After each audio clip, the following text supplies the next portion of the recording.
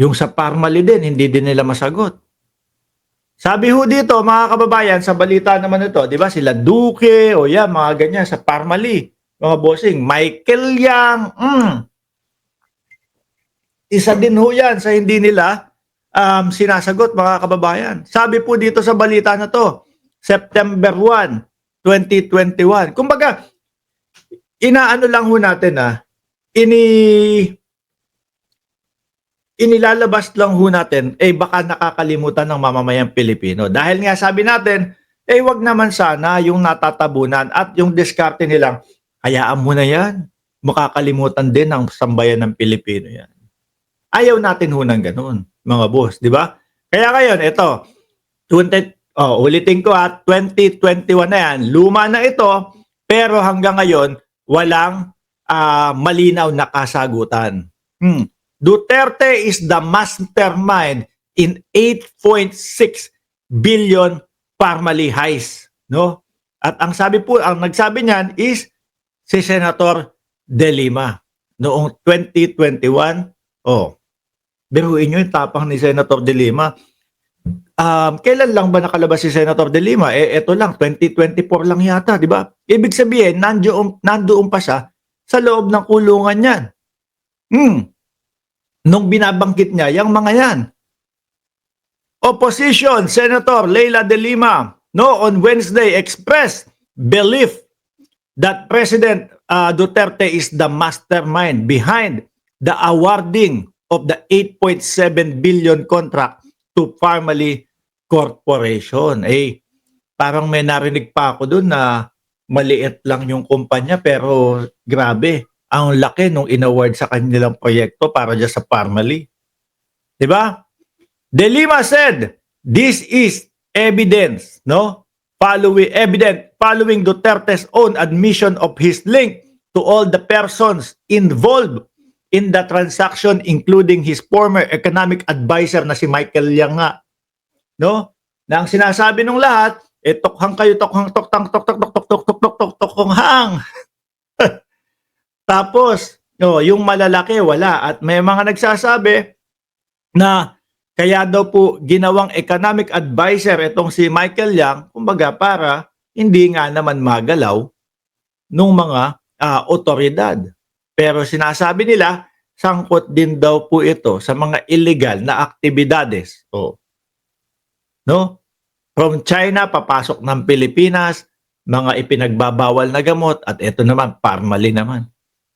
Whom he staunchly defend against the Senate Blue Ribbon Committee scrutiny. I do not know what else the Senate Blue Ribbon Committee can dig up on the identity of the mastermind behind the 42 billion DOH, Department of Health to DBM transfer and almost 9 billion in contract awarded to Parmali Corporation after Duterte already admitted all linked to the person involvement in anomalous transaction, Yan din ho, hanggang ngayon, wala pa din ho tayong naririnig o malinaw na sagot nila dyan. Apparently, the mastermind behind the 8.6 billion, Parmali heist is none other than Duterte himself.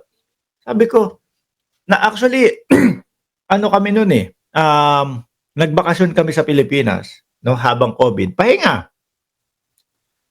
Ngayon, nakabalik na kami lahat-lahat dito, mga kababayan. Yung Pilipinas, nakamas pa din. Dito wala na, regular na, normal na. Nakakabili na ulit, bumibili na ulit ng mga mamahaling gamit. As in, normal na. Pero sa Pilipinas, napakahaba ata nung COVID na yun. Sabi nung iba, Mark, kasi inuubos pa yung mga face mask, inuubos pa yung mga kung ano-ano pa, et cetera, et cetera. At yung madami pang hindi mga nababakunahan na mga ganyan. At, sabi, kinukulang Sabi, meron pang nagsasabi na overpriced daw yung mga bakuna nung panahon na yun. Biruin nyo, 8.6 billion.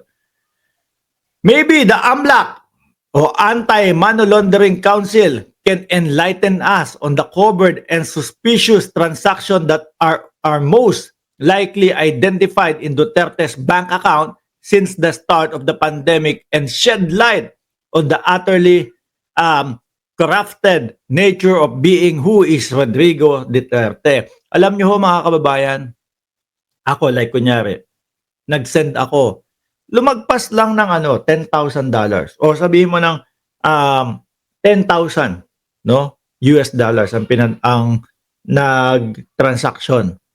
Medyo ko-questionin na yan no? Ku-questionin na yan. O Mark, bakit? Pwede bang humingi kami ng kopya kung saan galing itong transaction na to? Sa akin kasi, halos siguro mga 11 to 12K US dollars ang nilalabas-pasok ko mga bossing. Ako, kaya kong idepensa. Minsan 20K US dollars every month. No? Kaya ko idepensa kasi may negosyo ako dito. O eto yan. Eto yung kopya niyan. Eto yung inventory ng sales namin dyan. At eto yung ipinasok ko yan sa bangko. No? Yung iba dyan, bayad through credit card, through etc. etc. Kaya, okay na, ganun. Pero, ilang beses lang yun. Pagkatapos, kapag na-establish mo na, talagang malinis pananggalingan ng pera, okay na sila doon. No? Pero eto no? Kung paiimbestigahan, yung mga ganyan, at masisilip, makikita ho yan, mga kababayan. Kaya lang, matigas ang dating Pangulo No? Biruin nyo, ilang taon ipinaglaban ho yung pirma lang nung waiver. Di ba? Pirma lang ho nung waiver, mga kababayan, kay dating Senador Trillanes, talagang umabot sa kulungan ng dating Pangulo nang hindi pinirmahan yung waiver. Madaming palusot-lusot, madaming pasikot-sikot ho, mga bossing, ang dating Pangulo. Di ba? Ito pa, Lau is the former Undersecretary at the Department of Budget Management Procurement Services, no? Who awarded the deal to Parmali as head of the DBM. Biruin mo kung totoo itong mga to, mga kababayan. Walang mga puso. Tayong lahat, hindi na magkaundagaga, no? Kung paano ang kinabukasan dahil karamihan sa atin, hinto ang trabaho, walang kinikita, tapos yung iba, sinasamantala pa yung pandemic.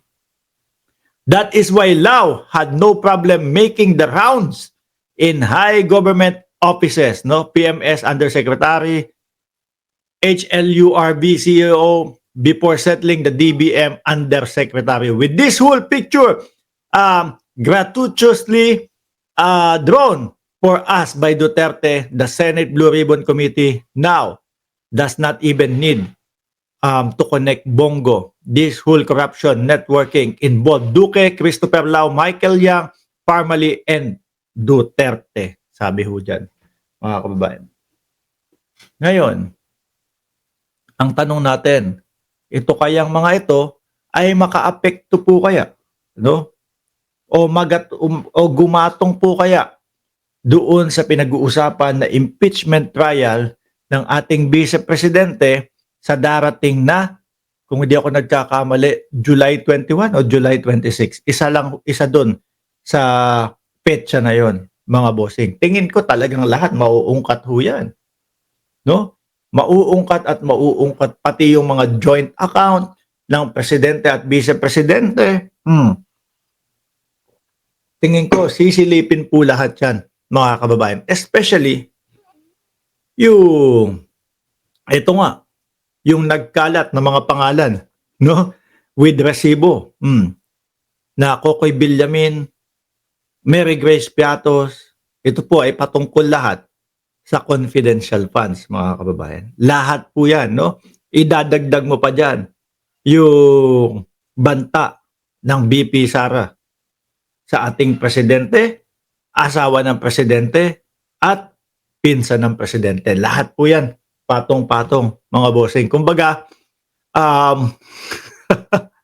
yung mga nagrereklamo ng impeachment, madaming tinayaan, madaming pag-asa